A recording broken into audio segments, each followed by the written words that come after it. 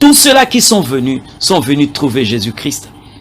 Même ceux-là aujourd'hui qui se frappent la poitrine pour dire que non, bon voilà, moi aussi je suis Dieu, ils sont venus trouver le Christ. Ils peuvent dire non, Jésus n'est pas Dieu, mais ils ne seront pas capables de détrôner Jésus-Christ de là où il est. Ils peuvent dire non, Jésus n'est pas mon Dieu, mais ils ne seront pas capables de l'enlever de là où il est assis. Il y a beaucoup de personnes aujourd'hui. Le mensonge est devenu une vie normale. Tout simplement parce que tu as été enivré par les démons. Tu ne peux plus dire la vérité. Tu ne peux plus marquer la vérité. Et le mensonge est devenu une vie correcte. La conséquence, plutôt la boisson spirituelle. Tu perds l'essence. Même celui qui devait dire la vérité trouve un malin plaisir en mentant.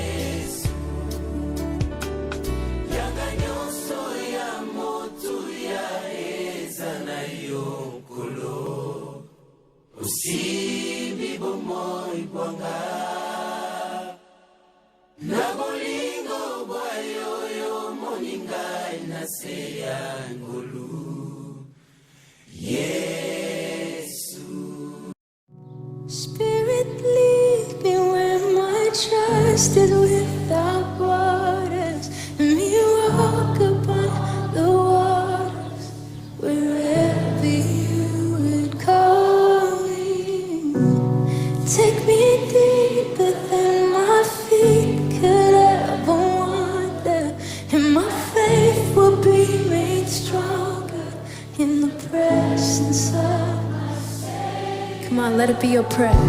Spirit, lead me where my trust is without borders. Let me walk upon the water wherever you call me. Take me deeper than my feet could ever wander, and my faith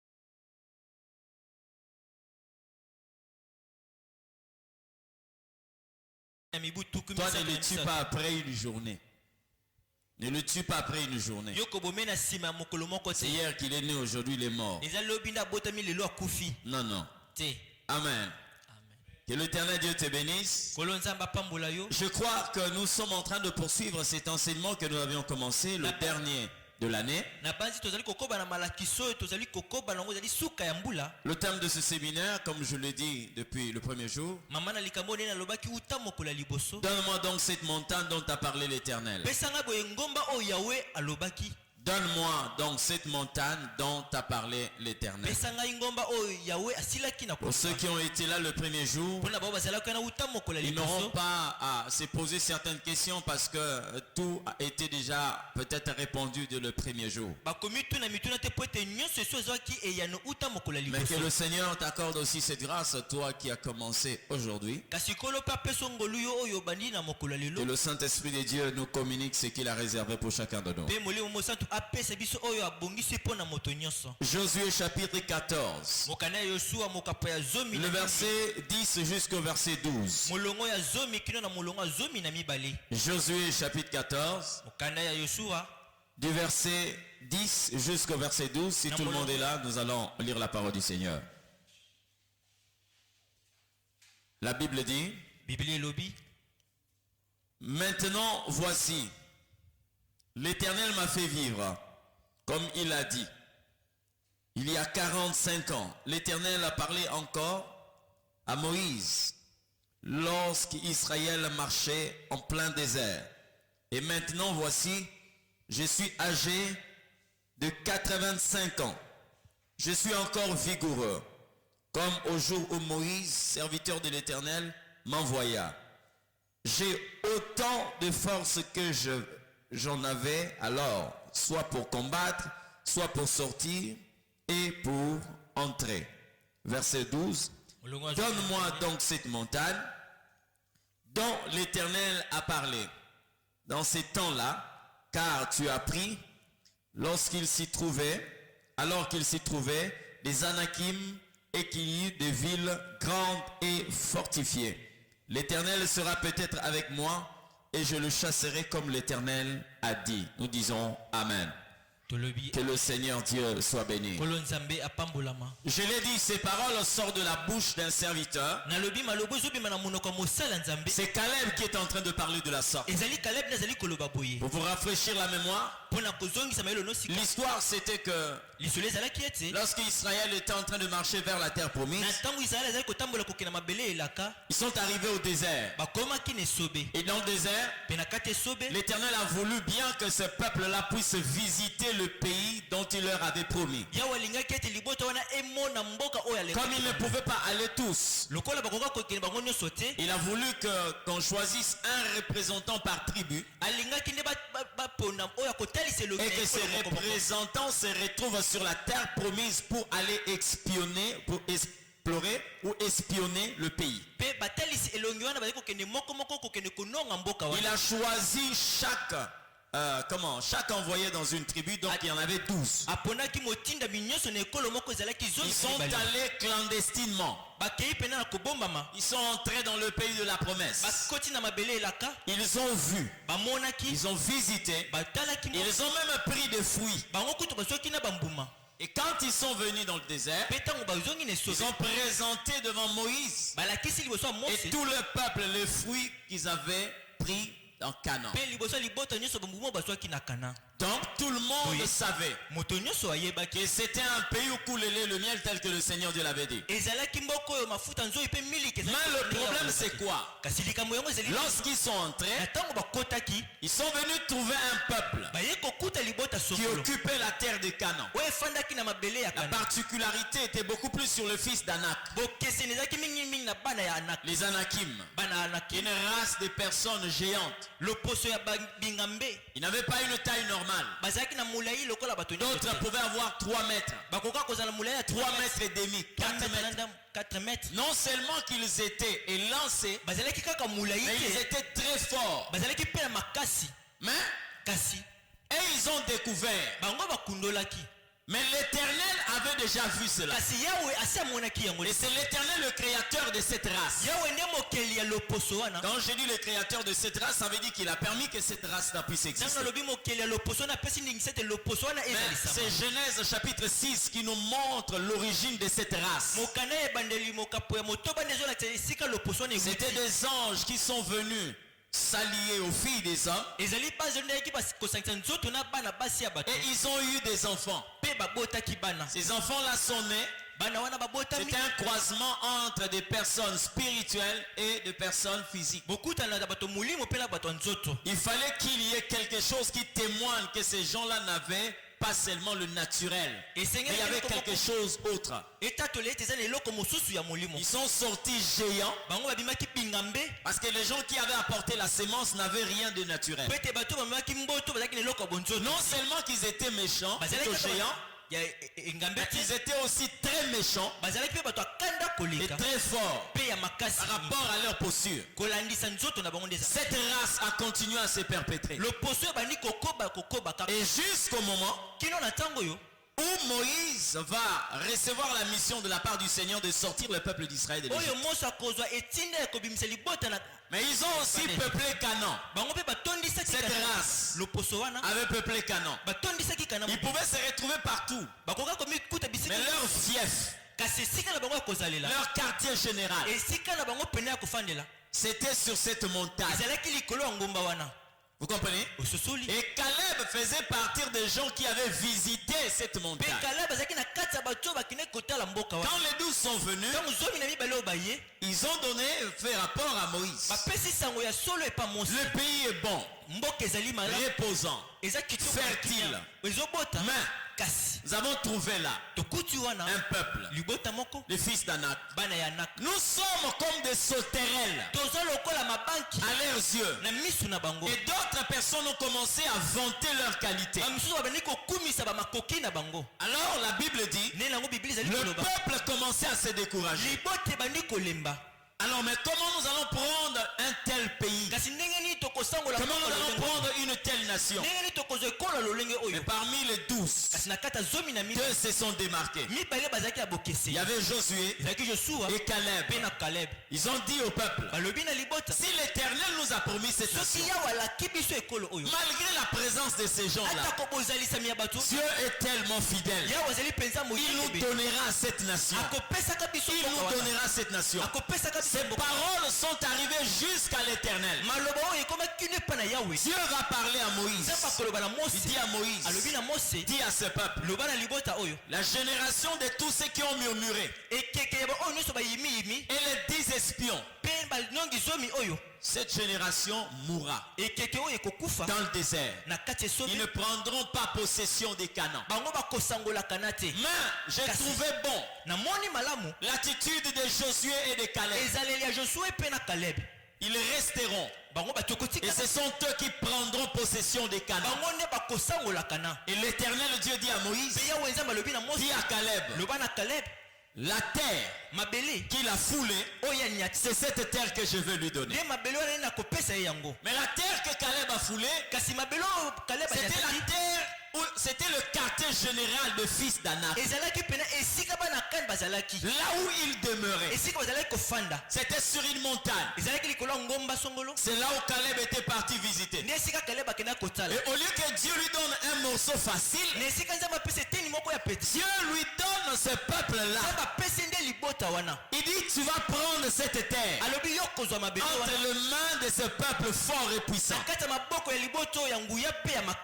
Et Caleb a retenu cette parole. Ils ont fait 40 ans dans le désert. Ils sont partis espionner ou explorer le pays. C'était Caleb avait 45 ans. Et les 40 ans de la marche dans le désert, il en avait 85.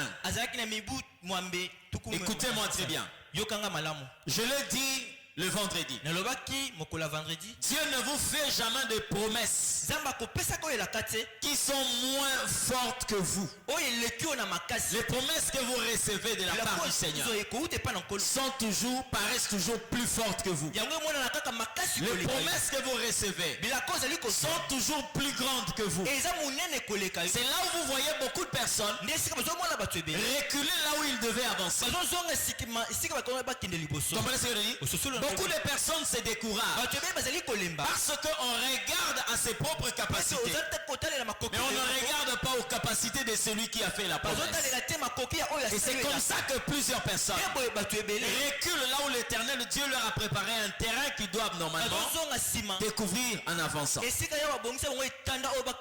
J'aimerais te dire une chose.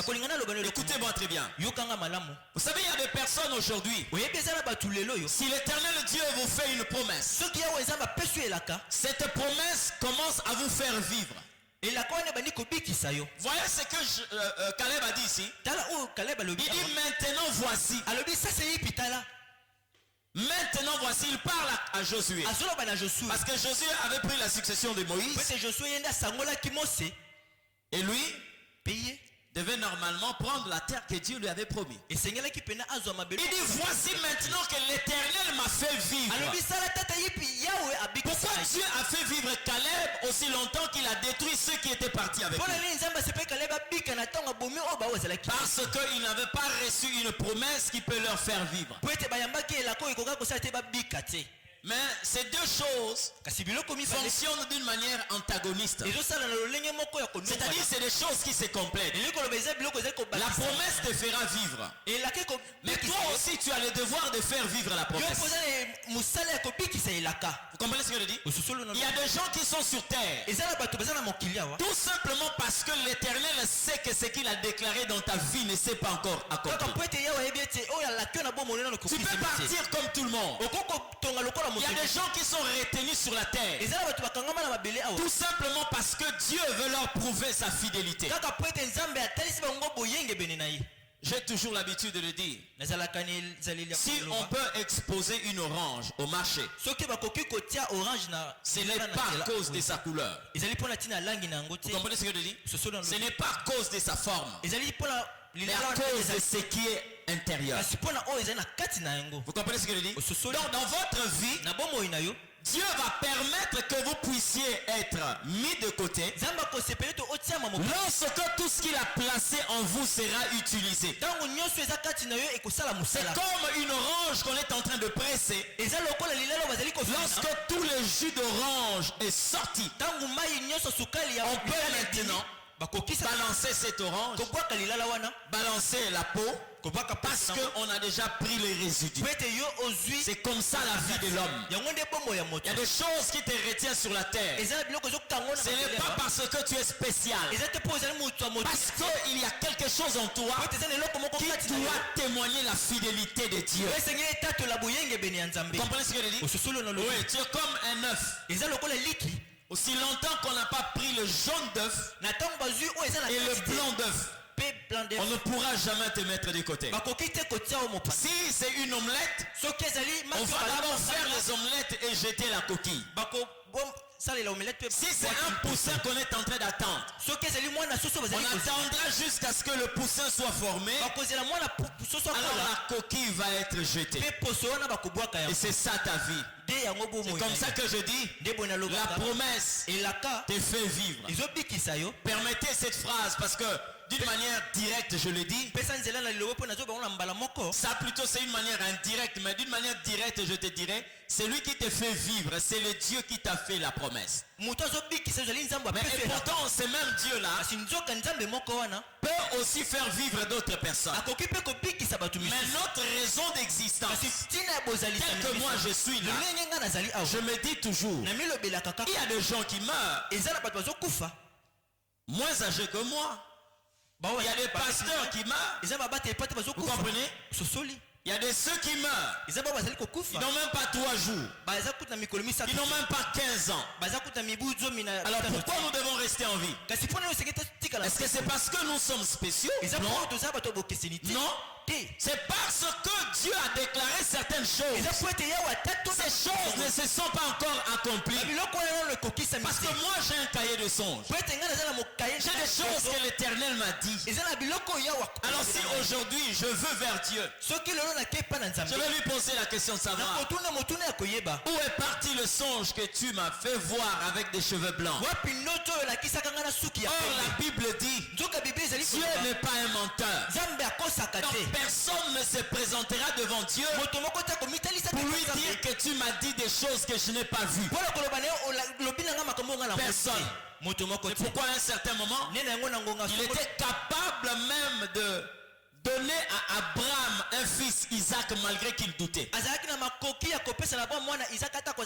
qu'il ne s'agissait pas de défendre la foi d'Abraham. Il fallait défendre la fidélité de Dieu. Et là où j'ai dit, il y a des moments où Dieu agit, il n'a pas besoin de votre foi. Il a besoin de sa propre fidélité. Jésus n'a pas ressuscité Lazare parce qu'il avait la foi. Jésus n'a pas transformé la vallée des ossements desséchés parce que ces gens-là avaient la foi. Non. C'est parce qu'il a promis lui-même de le réaliser. Et il l'a fait. Vous comprenez ce que je dis? J'ai vu même de grandes personnes, des grands hommes, des géants dans la Bible douter sur leurs propres promesses. Amen. Vous savez que David avait l'information qu'il deviendra roi d'Israël. Mais tellement qu'il y avait de pression autour de lui, un jour il a pris ses parents. Il est allé le laisser auprès du roi des Philistins. Et il a dit au roi philistin, garde mes parents jusqu'à ce que je sache ce que l'Éternel fera de moi. Mais pourtant il sait très bien que l'Éternel lui avait dit, tu régneras sur mon peuple. Tellement qu'il y a eu de pression. David en tant qu'un homme, il a parlé parce que quelquefois les choses deviennent incertaines. Garde mes parents.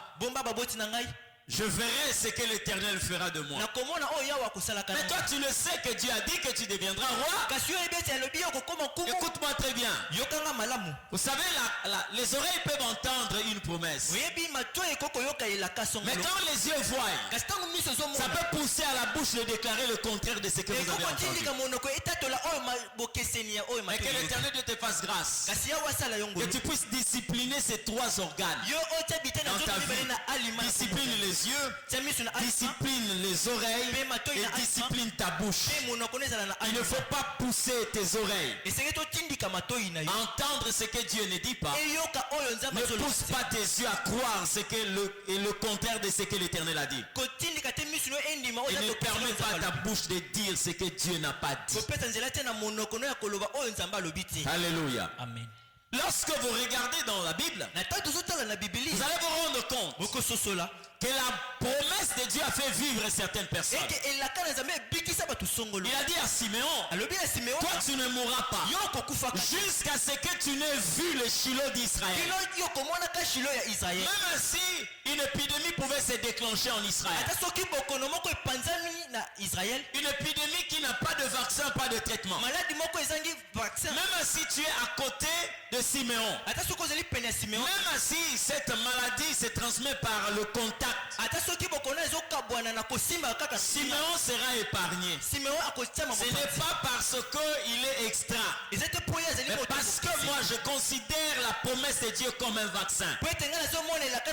Lorsque vous avez la promesse de Dieu, cette promesse va vous immuniser contre tout ce qui peut être maladie, accident et mauvais sort. C'est la promesse de Dieu. La promesse fait vivre. Maintenant, comment est-ce que vous pouvez faire vivre la promesse? La promesse a besoin de quelque chose en vous. C'est quoi? C'est là où l'Éternel Dieu dit, crois seulement. Toi tu dois croire à la promesse. C'est la seule façon pour toi de faire vivre cette promesse. Regardez quelqu'un comme Joseph. Hein? Je l'ai dit ici, les vendredis, ce jeune garçon a reçu la promesse à 17 ans. Il y a eu 13 ans de silence. Joseph a vécu ce qui était infernal. Plus de 2 ans en prison, incarcéré en tant qu'un innocent, mais il a été dérangé par une fausse accusation. Pourquoi ce silence dans la vie de Joseph? Il croyait tellement aussi. Il sait que personne ne peut me défendre ici. Même mon Rédempteur est vivant. Mon Rédempteur est vivant. Lui s'élèvera le dernier. Il attend que quelquefois les gens s'élèvent. Il attend que les situations se présentent. Mais la finalité, il finit toujours par s'élever. J'aime tellement la fidélité de Dieu. Et les gens qui connaissent le mode opératoire divin peuvent être tranquilles même quand les eaux commencent à s'agiter. Parce qu'ils savent, aucune tempête ne peut enterrer Jésus dans une barque. Jamais. Vous comprenez ce que je dis? Comment faire vivre la promesse? Parce qu'il n'y a pas que Dieu qui a des devoirs envers nous, mais nous avons aussi des devoirs envers lui. J'aime bien la manière dont Habakkuk parle.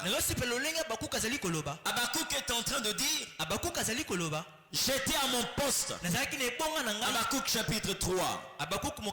Au chapitre 2, le verset 1. Toi, il dit j'étais à mon poste. Je veillais pour voir ce que l'Éternel me dira. Il veillait pour voir. Et le Seigneur est en train de parler. Il s'adresse à Habakkuk, il lui dit écris la prophétie. C'est une prophétie dont le temps est déjà fixé. Si elle tarde, attends-la. Elle s'accomplira. Il ajoute, elle s'accomplira certainement. Ça veut dire que quand une promesse tarde à s'accomplir, Dieu te demande seulement d'attendre. Parce que l'accomplissement est certain. Bien aimé, les hommes peuvent tromper. Les circonstances peuvent tromper. Et jamais l'Éternel Dieu peut tromper. Vous comprenez ce que je dis? Jamais l'Éternel Dieu peut tromper.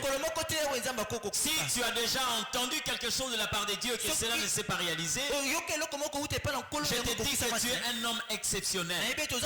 Parce que tu es la seule personne que Dieu a menti sur la terre.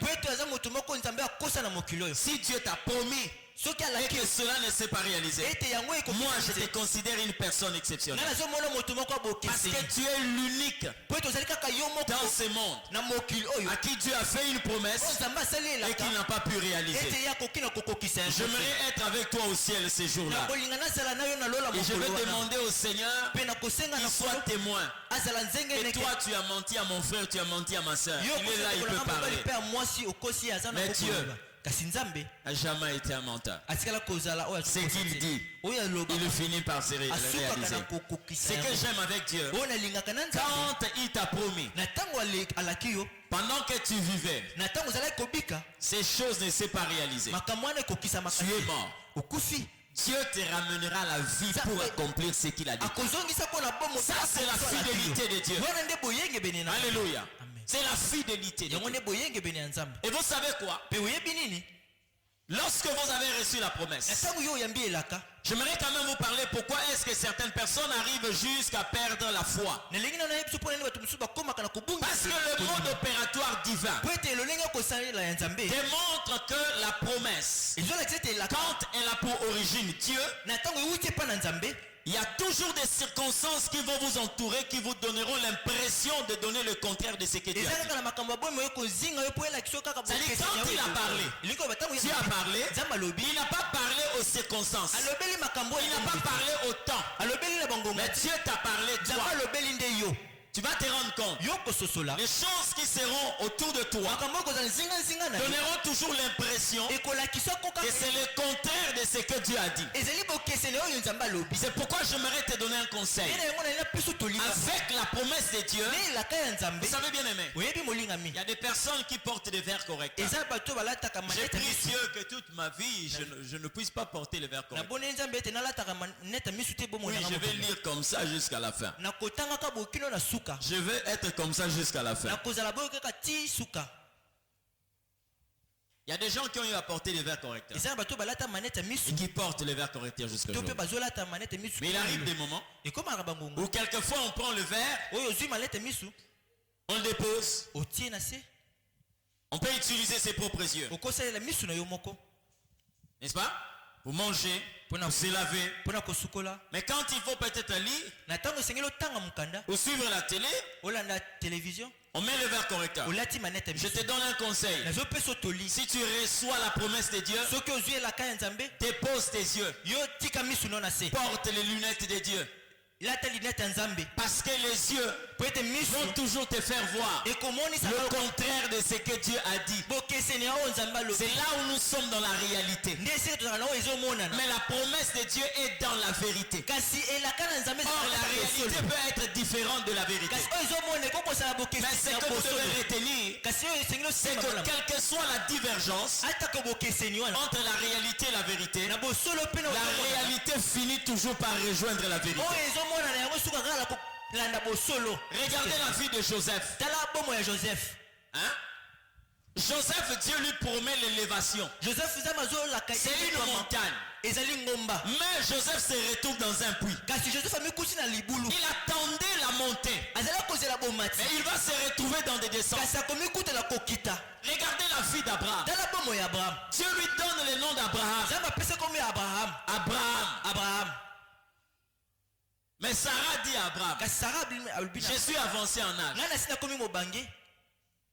La réalité montre que même lui-même Abraham, la Bible dit que son corps commençait même à s'user. J'aime la manière dont les actes des apôtres parlent. Et le livre de Romains, il ne considéra pas que son corps était usé. Il crut à la promesse de l'éternité. Alléluia. Lorsque nous avons la promesse, déposons nos yeux comme nos verres correcteurs. Utilisons les lunettes de Dieu. Et c'est comme ça que vous allez vous rendre compte. Même David, qui attendait devenir roi, mais dans la vie courante, il va connaître l'adversité, la haine, l'oppression de notre roi qui veut ôter sa vie. Qui dit vrai? Amen. Lorsque vous ne connaissez pas comment fonctionner avec la promesse de Dieu, faites attention. Dieu peut vous promettre aujourd'hui, mais quelquefois le chef d'état-major général se dresse contre vous et il vous fait déjà des menaces qu'il va vous ôter la vie. Quand vous ne comprenez pas comment Dieu opère, voyons le niveau de cet homme. Vous pouvez même déposer votre foi et commencer à supplier encore, à demander à l'Éternel de Dieu de vous tuer. Sachez-le bien. Si dans ce monde il y a des hommes forts, là au ciel il y a un plus fort que ceux qui sont sur la terre. Il s'appelle l'Éternel des armées. Alléluia. Amen. C'est comme ça avec la promesse de Dieu. J'aime ce que Caleb est en train de dire ici. Lorsqu'il est en train de parler de son âge, il dit j'ai maintenant 85 ans. Maintenant écoutez-moi. Quand Dieu lui a fait la promesse, il avait 45 ans. 40 ans dans le désert. Il a maintenant 45 ans, 85 ans. Dites-moi un peu. Mais Caleb devait normalement être fatigué. Hein? Parce qu'il y a le poids de l'âge. Il y a le poids de l'âge. Mais j'ai aimé une phrase qu'il a dit ici, je suis encore vigoureux. Pourquoi? Parce que la promesse n'a pas besoin de votre force. Alléluia. La promesse n'a pas besoin de votre force. Dieu ne voudra pas que vous puissiez l'aider. Jamais. Il est un Dieu tout suffisant. Il est un Dieu qui se suffit à lui-même. Écoutez ce que la Bible est en train de dire. C'est que la bouche de l'Éternel a déclaré. C'est sa main qui l'accomplira. Ce n'est pas ta main. C'est la main de l'Éternel qui accomplit ce que lui-même l'Éternel a déclaré. Ne fournis pas des efforts lorsqu'il faut laisser Dieu travailler. Il ne promet pas aux gens par rapport à leur force. Il promet aux gens par rapport à sa force. C'est là où le paralytique n'avait pas compris. Celui qui était à la piscine de Bethesda, il se retrouve là. Dieu voulait enseigner les hommes la miséricorde, le sens de la miséricorde. Ce n'est pas lorsque tu utilises ta force. C'est lorsque tu utilises la force de l'Éternel Dieu. Et nous avons vu quelqu'un qui a fait 38 ans.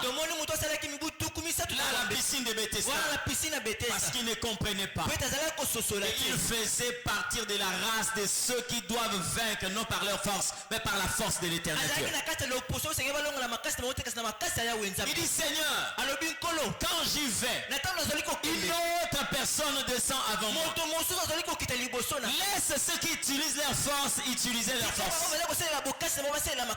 Mais laisse aussi ceux-là que l'éternel Dieu veut manifester sa force, le manifester. Jésus lui a dit, prends ton lit, lève-toi et marche. Veux-tu être guéri? Seigneur, je n'ai personne. Prends ton lit, lève-toi et marche. Il s'est levé et il s'est rendu compte que là, il n'a pas utilisé sa force. Il n'est pas arrivé à la piscine. Là où il était là, il était guéri. Parce qu'il y a quelqu'un. Quand il promet, lui-même réalise cela. Et c'est comme ça que les disciples n'ont pas compris. Quand Jésus leur dit, faites asseoir ces personnes. Seigneur, ils n'ont rien à manger. Ça fait 3 jours qu'ils nous suivent. Il dit, donne-leur vous-même à manger. Seigneur, nous n'avons rien. Le 5 pains que nous avons et les 2 poissons. Jésus dit, faites-les asseoir. Pourquoi? C'est lui qui a promis. Et c'est lui qui doit réaliser cela. Vous comprenez ce que je dis? Quand Dieu te fait une promesse, beaucoup de personnes échouent lorsque ils commencent à vouloir compter sur leur propre force. Vous comprenez ce que je dis? Oui, compter sur la force de l'éternel. Si la promesse vient d'une personne, alors attendez la force de la personne. Si la promesse vient de Dieu, regardez au Seigneur. C'est comme ça que vous allez voir la manière d'opérer de David. Quand les gens ont dit, voici Saül dans la grotte, l'homme qui t'a toujours cherché un problème, qui a toujours cherché à ôter ta vie, tue-le. David a dit non. Je ne porterai pas ma main contre le roi de l'Éternel. Parce que tuer Saül, c'est utiliser sa force. Mais il y a quelqu'un. Et si aujourd'hui j'accède au pouvoir par un coup d'état, je verse le sang. Il y a un principe qui me dit, celui qui tue par l'épée mourra par l'épée. Alléluia. David a dit non. C'est lui qui m'a fait la promesse. C'est l'Éternel. C'est lui qui m'amènera au trône. C'est l'Éternel Dieu. Je n'aurai pas besoin de la bouche de l'Éternel pour utiliser la main d'une autre personne. Non. Je ne le ferai jamais. Jamais. Au grand jamais. Et Caleb a compris cela. Il dit, je suis encore vigoureux. Je peux encore aller en guerre. Je peux encore combattre. Comme j'étais en train de combattre en ces temps-là. Mais ici, nous sommes en train de parler de la manière dont le diable a eu à déposséder certaines personnes de leur héritage. Le thème, nous parlons ici des montagnes. La montagne, l'héritage de Caleb. Je te parlerai de comment est-ce que plusieurs personnes ont été sorties de leur héritage. Ici, l'héritage est présenté comme une montagne. Dieu a dit à Caleb, je te donne cette montagne. Prends possession. Je l'ai dit le vendredi, Dieu n'a pas besoin d'un peuple amorphe, fainéant, qui attendent tout de Dieu. Non. La grande partie est faite par l'Éternel. Mais nous faisons ce qui reste, mais en respectant les principes de Dieu. Il dit à Caleb, je te donne cette montagne. C'est-à-dire que pendant que Caleb était en train de marcher dans le désert, Dieu sait qu'il a une propriété quelque part. Dans la pensée de Dieu, il y a des personnes aujourd'hui qui sont mains vides. Mais que l'Éternel est en train de placer déjà, de positionner quelque part. C'est là où j'ai parlé le fossé qui existe entre ta réalité et la vérité de Dieu. Tu peux te voir bras ballants. Mais quelquefois, selon la promesse de Dieu, tu n'es pas celui qu'on est en train de voir. Vous pouvez voir un berger que l'Éternel est en train de voir un roi. Vous pouvez voir un détraqué mental. Mais quelqu'un est en train de voir un évangéliste. On dit c'est un fou qui vit dans les sépulcres. Mais l'Éternel sait que c'est lui qui va propager la parole de Dieu dans toute la Décapode et la Gada. Donc nous ne voyons pas les choses de la même manière que l'Éternel. Prends cette montagne. Ça veut dire que quelque part, tu es déjà entré en possession. Écoutez. Vous savez, lorsque les gens appelaient David de soldat, Dieu l'appelait mon roi. Vous comprenez ce que je dis? Pendant que les gens appelaient Jérémie, oh petit, viens, Dieu l'appelait mon prophète des nations. Toi, je sais que tu es quelque part dans le langage de Dieu. Mais ton problème, c'est que tu dois posséder cette montagne-là. Et je te révèle la manière dont le diable fonctionne pour déposséder plusieurs personnes de leur héritage qui est la montagne. Première stratégie. Il utilise la stratégie qu'il a utilisée avec Esaü et Jacob. Plusieurs personnes ont cédé eux-mêmes leur héritage à cause quelquefois de biens passagers. Amen. Je me vois encore à cette époque-là. On s'est promené avec le téléphone qui pesait tellement. Moi j'avais un Sony Ericsson. Après j'ai eu un Samsung, un CMS. Mais j'ai vu des jeunes filles perdre leur virginité à cause de ces choses-là. Aujourd'hui, si vous avez ce téléphone Ericsson là, Sony Ericsson, hein? Je sais pas là où tu vas causer avec. Un jour j'avais pris un bus. Je crois que c'était en 2019 si je ne me trompe pas. J'ai pris un bus. Nous étions là dans le bus. Bon. Les gens étaient là, on était en train de... Il y a un papa qui avait un téléphone. Son téléphone a sonné. Tout le monde a commencé à rigoler dans le bus. Pourquoi? C'était un gros téléphone comme ça. Vous voyez, il y a des téléphones qui ont des touches comme le doigt comme ça. Vous connaissez ça, non? Ah, c'est comme ça là. Il y a la radio, il y a la torche. Il y a presque beaucoup de choses là. On me dit que même la pile là peut faire même un mois. Cette batterie là peut faire même un mois. Bien aimé, sonnerie n'angolo quoi radio. Et lui-même, le papa commençait à se gêner. C'était pas vraiment un papa, hein, mais un jeune papa. Il a commencé même à se gêner. Et quand il parlait, il n'avait pas besoin de mettre le haut-parleur. Les gens qui étaient là entendaient. C'est que le correspondant était en train de dire.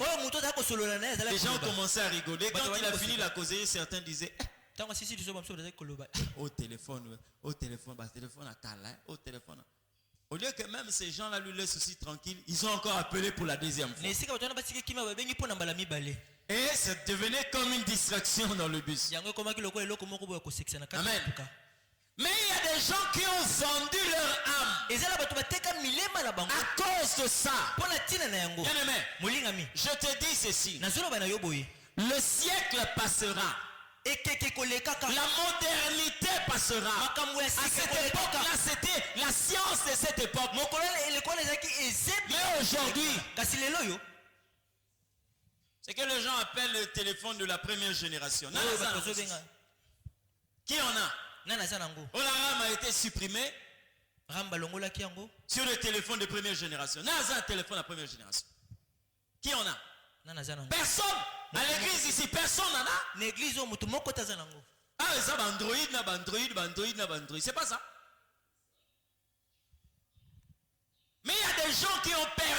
vie à cause de ça.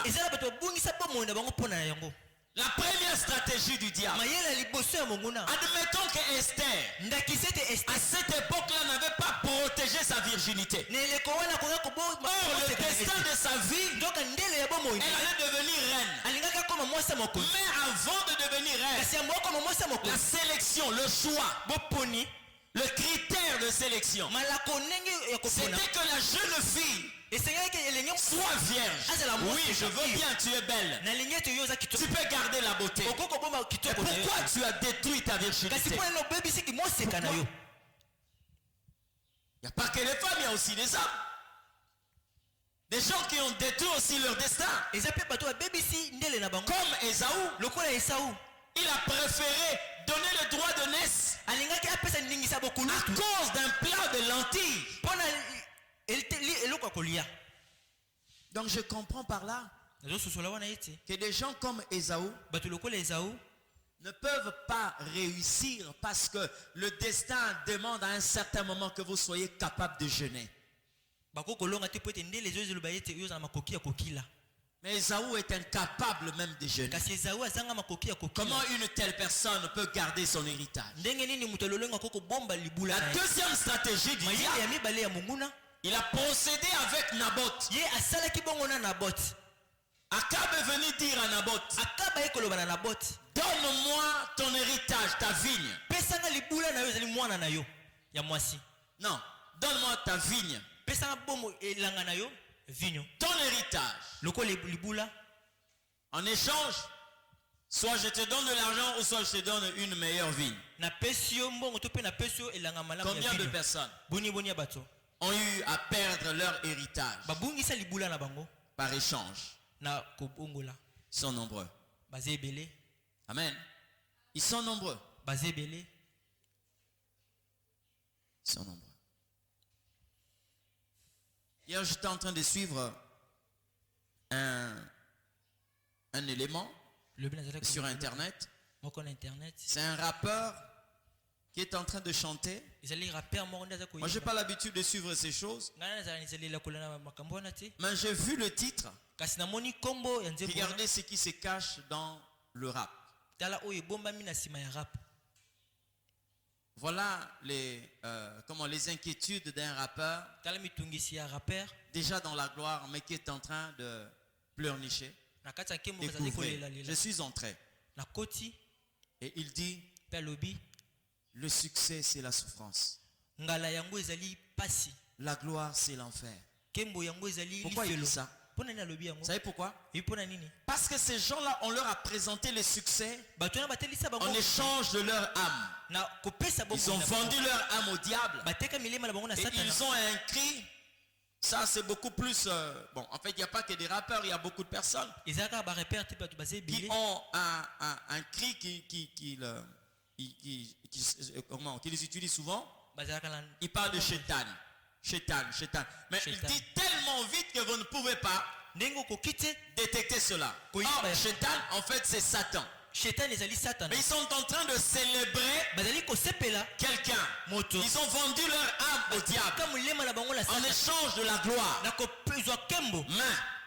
aujourd'hui, plusieurs ne peuvent plus faire marche arrière. Mais l'Éternel permet quelquefois par leur façon de faire et ceux qui sont là se rendent compte.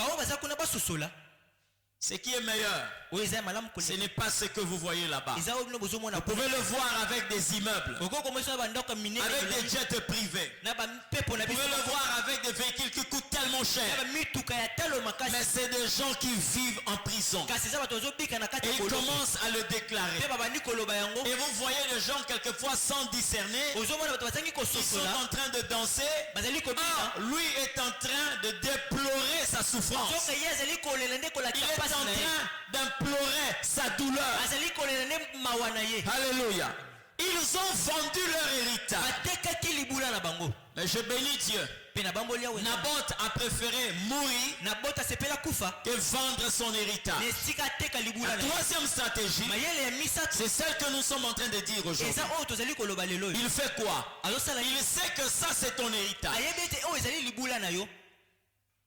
Et il permet qu'il y ait des occupants. Et des occupants qui donneront l'impression d'être plus forts que toi. Des occupants qui donneront l'impression d'être plus puissants que toi. C'est là où quand tu comptes sur ta force, tu vas reculer. Mais quand tu comptes sur la force de l'Éternel, tu vas avancer. Écoute-moi très bien. Lorsqu'on a été dépossédé de son héritage, crois-moi, la stratégie du diable, ce n'est pas qu'il place des personnes plus faibles que toi. Et le diable, je le connais, c'est quelqu'un qui impressionne. C'est un impressionniste. C'est un impressionniste. Moi, je l'ai vu à plusieurs reprises. Je parlerai même d'une fois où je l'ai vu en vision. C'était un homme qui avait une musculature terrible, une taille effrayante. Mais il était fait en pierre. Il est fait en pierre.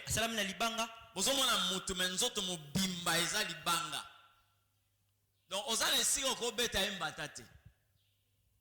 On a les signes qu'on bambe libangate. On a les signes qu'on bête massas. Il est comme ça. Un homme baraqué, hein, en pierre. J'ai compris lorsque l'Éternel a dit que tu marchais au milieu de pierres étincelantes.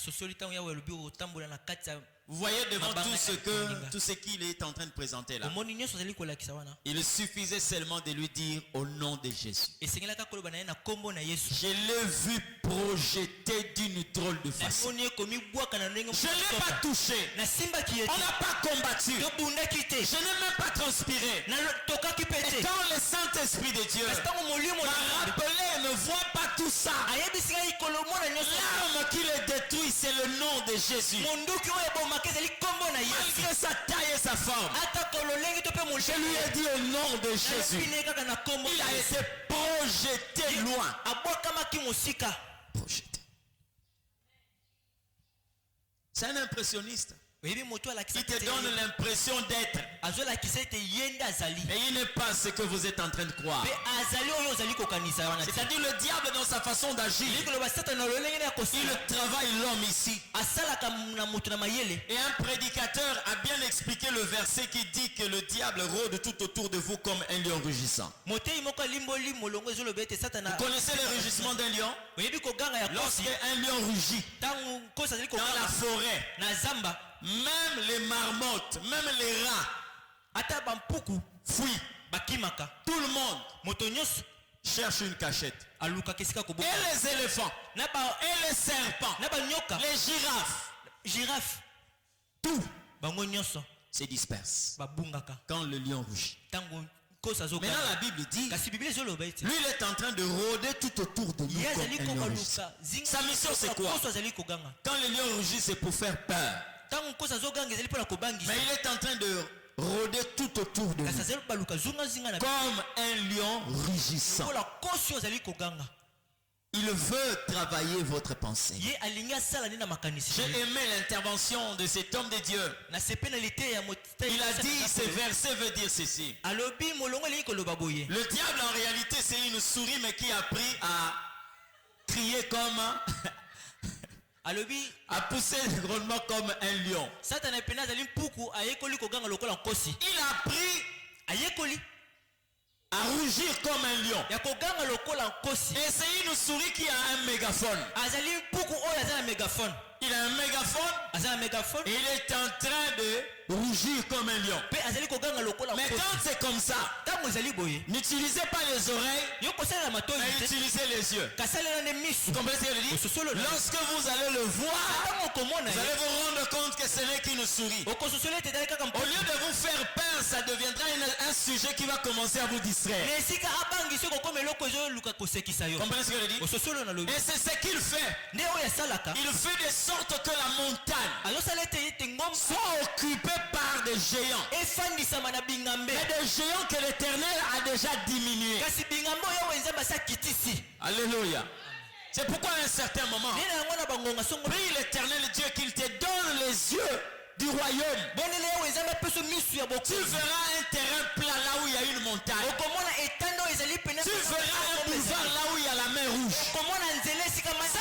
façon de comprendre la manière dont Dieu fait les choses. Nous continuerons à avancer. Malgré les obstacles.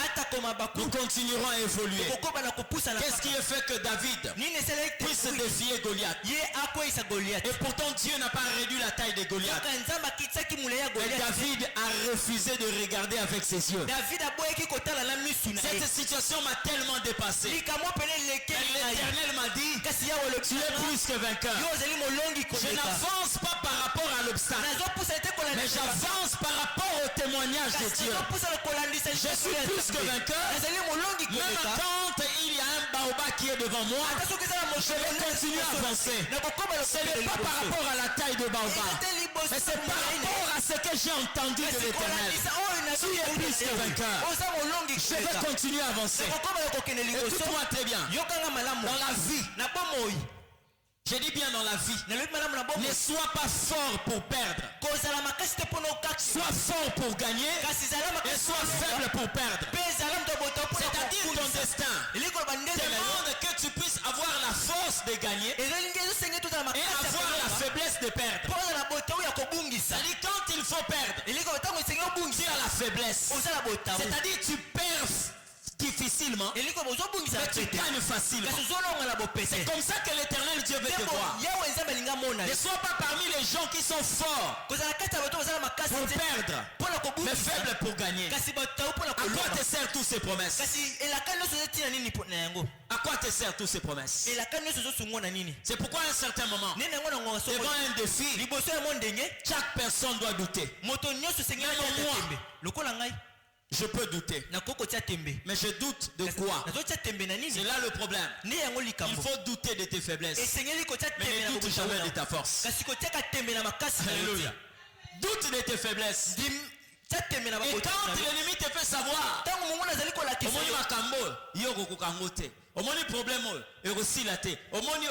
doute quand même de ça. Est-ce que moi je peux vraiment perdre ça? Est-ce que moi, tel que je suis là, je peux vraiment perdre mon diplôme? Perdre mon travail? Je peux perdre mon enfant? Non. Doute de cela, de tes faiblesses. Nous étions sur le banc de l'école un jour. On était en train de discuter avec un ami. Et tout le monde disait non, nous après on va faire la série. La série A, c'est facile. La série là où nous sommes partis. Là où nous sommes partis. Beaucoup de personnes étaient en train de dire quoi? Série D. C'est mais un ami m'a dit ceci. Est-ce que tu as déjà vu quelqu'un qui allait en série C et quand il sort de la salle, il commence à saigner? Il me dit, mais mon cher, il y a des gens là-bas. Ne suis pas tel. Nous sommes appelés à percer. Et quand c'est comme ça, on dit quoi? Physique. La stratigraphie. Il commence à citer des choses mathématiques de précision. Mais bien aimé, mais nous devons avancer. J'ai dit non. Mais de toute façon, moi, je vais avancer parce que je me vois là. Oui, c'est vrai, tu peux être fort ici. Mais là-bas, c'est autre chose. Non, nous allons avancer. Nous sommes allés là.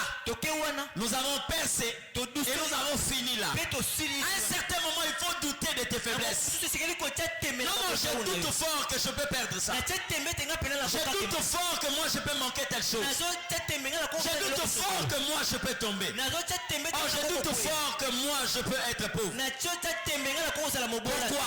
Je doute fort que moi je peux manquer une telle dimension. Je doute fort. L'Éternel t'attend là. Lorsque tu seras capable de douter de tes propres faiblesses. Mais dans la destinée, lorsque tu doutes de tes faiblesses, la seule porte qui te reste, c'est de croire à ta force. Et c'est là où quelquefois moi j'avance. Lorsque je crois tellement à ma force, j'avance. Bien aimé, à plus forte raison, lorsque je crois à la force de l'Éternel. Alléluia. Parce qu'il y a des moments, quand l'Éternel Dieu dit à Gédéon, va avec la force que tu as. Va avec la force que tu as. C'est-à-dire à un certain moment, nous croyons en Dieu. Nous devons aussi croire en nous-mêmes. Amen. Croire en nous-mêmes. Toi, tu es condamné à ne pas échouer. Vous comprenez ce que je dis? J'ai vu une personne qui n'a pas de jambes faire la musculature. Hein? Je ne sais pas s'il y a des gens qui ont déjà vu cette vidéo. Mais elle n'a pas de jambes. Mais elle fait la musculature. Cette personne a des biceps et des triceps, des triceps développés plus que les gens qui sont corrects. Il utilise que ses mains. Avant-hier, j'ai suivi quelque chose qui m'a beaucoup étonné. Un pratiquant des arts martiaux, plus particulièrement le karaté. Sport et karaté. Il n'a pas de main, pas de jambes. Vous comprenez? Ceinture noire. Ceinture noire. Et lorsqu'il s'agit de la démonstration de kata, c'est quand, je ne sais pas s'il y a eu des gens qui ont pratiqué les arts martiaux ici. Quand il s'agit de l'exhibition des kata, de prise de karaté. Donc, ala maboko oyo mikebo. Le boko mikebo. Là, il y a un truc comme une jambe là. Il est en kimono. Ceinture noire. Ceinture noire. Et ces compétitions d'exhibition ne sont pas données à ceux qui sont quelquefois plus bas. Non, non, non. Là, ce sont de mettre des gens qui ont eu à atteindre la ceinture noire et commencer à atteindre des dan en karaté. Bien aimé. Il était plutôt avec 3 mètres derrière qui sont corrects. Mais lui devant, c'est un type court comme ça. Et on a placé sa ceinture ici. Il est en train de faire des mouvements. Oh bango bazo sal. Bana makolo na maboko. Yaza na maboko te. Boka mikebo na makolo mike. Je vous assure. Il est en train d'exhiber. Je me suis posé la question de savoir comment cet homme a commencé par une ceinture blanche jusqu'à devenir ceinture noire. Et là, c'est une compétition olympique mondiale. Vous comprenez ce que je dis? Il n'a pas de main, pas de jambes. Toi, tu es condamné à réussir. Parce qu'il y a une telle personne, les gens pouvaient commencer à lui dire, mais avec quoi tu vas présenter par exemple un coup de poing? Avec quoi tu vas faire tel kata? Parce que tu n'as pas de main. Il ne peut même pas faire comme ça. Non.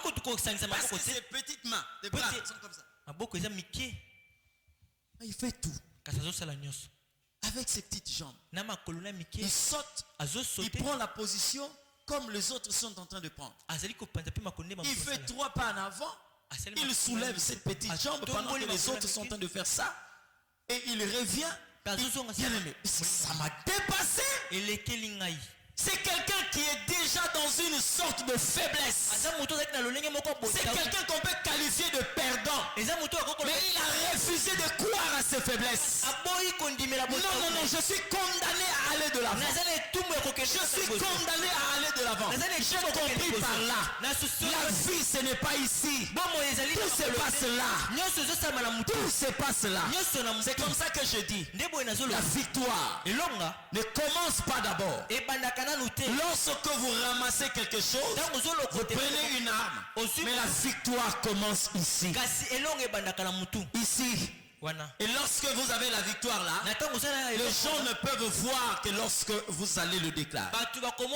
C'est comme ça que David avait déjà tué Goliath, il avait déjà décapité, il avait déjà livré son corps avant que Goliath ne puisse même tomber. Il croyait tellement. Il croyait tellement. Donne-moi cette montagne dont a parlé l'Éternel. Je sais que là où tu es, il peut y avoir un héritage qui est à toi et qui est aujourd'hui occupé par le fils d'Anak. Toi tu te retrouves au pied de la montagne. Tu es en train de regarder. Bien-aimé, si tu avances c'est bon. Mais si tu préfères la paix, mais une paix qui te détruit, alors laisse la montagne au fils d'Anak. Toi reste au bas de la montagne. Vous comprenez ce que je dis? Oui. Je finirai par te donner un exemple biblique.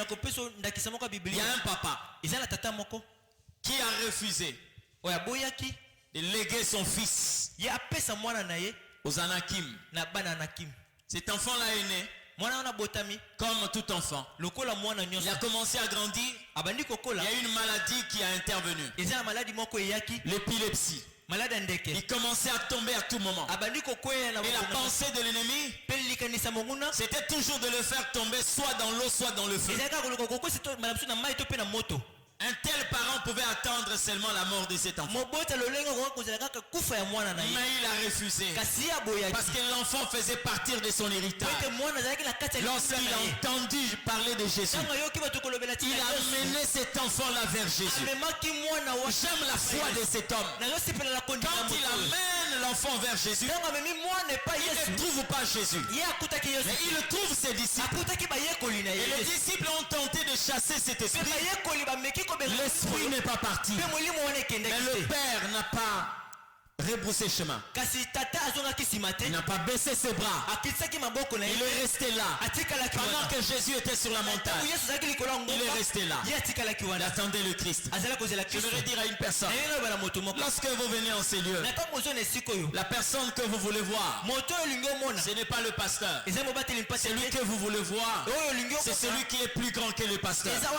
Il s'appelle Jésus. Lui, il a la capacité de tout accomplir. Cet homme-là est resté là. Il est resté là. Et quand les gens ont discuté, le matin Jésus descendait. Jésus est venu trouver une foule en discussion. Il a posé la question, qu'est-ce qui se passe? On a vu un papa courir vers Jésus. Il dit au Seigneur, Seigneur, j'ai amené vers toi mon fils. Mais tes disciples n'ont pas pu le guérir. Oui, tu l'as mené vers Jésus, pas vers les disciples de Jésus. Amen. S'il y a quelque chose que je peux vous transmettre, ça ne peut venir que du Seigneur Jésus. Et Jésus dit, depuis combien de temps cette situation arrive à ton fils? Mais pourtant je sais très bien que Jésus connaît toutes choses. Comment il pouvait poser une telle question? Jésus connaît tout, parce que c'est lui le créateur de l'humanité. Il a posé la question, ce n'était pas pour lui, mais c'était pour ceux qui étaient là, pour qu'ils se rendent compte que des situations sont comme de plantes, comme moi je le considère. Lorsque la situation commence, il y a la facilité de mettre fin à cette situation. Mais quand cette situation a déjà pris de l'ampleur, ça devient difficile. C'est comme un arbre. Il est facile de déraciner une plante qui vient de sortir, mais il est difficile de déraciner une plante qui atteint 5 ans et devient un arbre. Pour le déraciner, il faut des tracteurs. Vous comprenez? Mais Jésus dit à cet homme-là, depuis combien de temps? Il dit depuis son enfance. Or cet enfant-là est déjà mature. Donc on peut parler de 18 ans, de 20 ans, parce que la Bible ne parle pas d'un enfant, mais on parle d'un fils. Jésus dit à cet esprit, sors de cet homme. La Bible n'a pas dit que ça a pris une journée.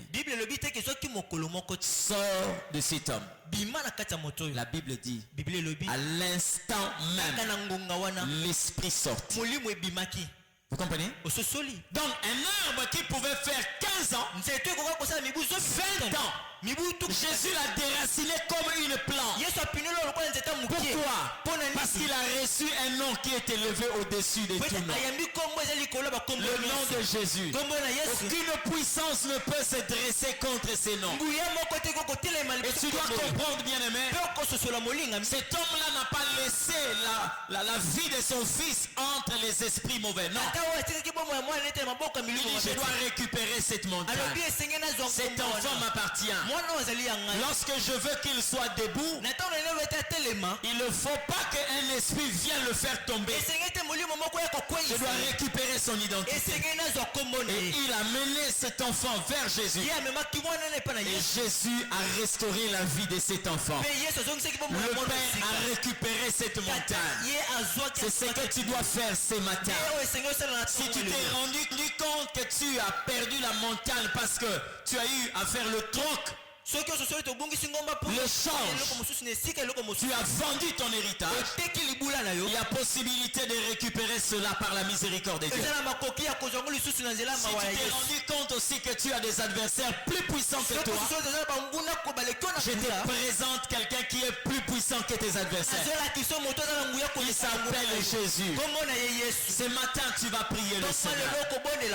J'aime que tu puisses prier ce matin pour récupérer cette montagne, pour récupérer cet héritage, car c'est l'Éternel Dieu qui a parlé. Lève-toi là où tu es, prends la position qui te permet de prier. Tu vas commencer à prier, tu vas commencer à le déclarer. D'abord, la première des choses que tu déclares, c'est de reconnaître et de savoir que tu as le devoir de faire vivre la promesse. Commence à déclarer ce que tu crois. Avant que tu commences à déguerpir et à chasser, commence d'abord à croire. Je sais que c'est toi qui me donnes l'héritage. Et cet héritage, personne ne peut me l'arracher. Je crois tellement à ce que tu as dit. Lorsque tu parles, ce que tu dis s'accomplit toujours. Élève ta voix, prie dans le nom de Jésus. Remercie le Seigneur. Ta promesse a besoin de ta participation. Ta promesse a besoin que tu puisses aussi la faire vivre. Au nom de Jésus, élève ta voix, commence à prier. Jésus. Le nom de Jésus, plus grand que tous les noms. Roi des rois, aucun nom n'est comme le tien. Jésus. Le nom de Jésus, plus grand que tous les noms. Alpha, Oméga, aucun nom n'est comme les... Ah oui, le nom de Jésus, plus grand que tous les noms. Roi des rois, aucun nom n'est comme le sien. Ah oui, le nom de Jésus.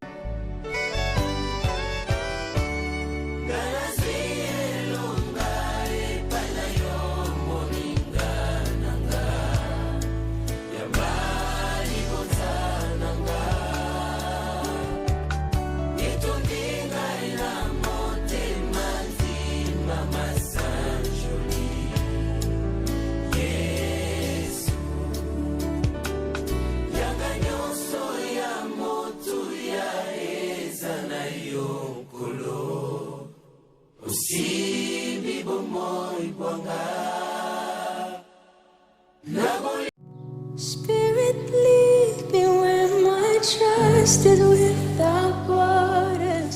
Let me walk upon the waters wherever you will.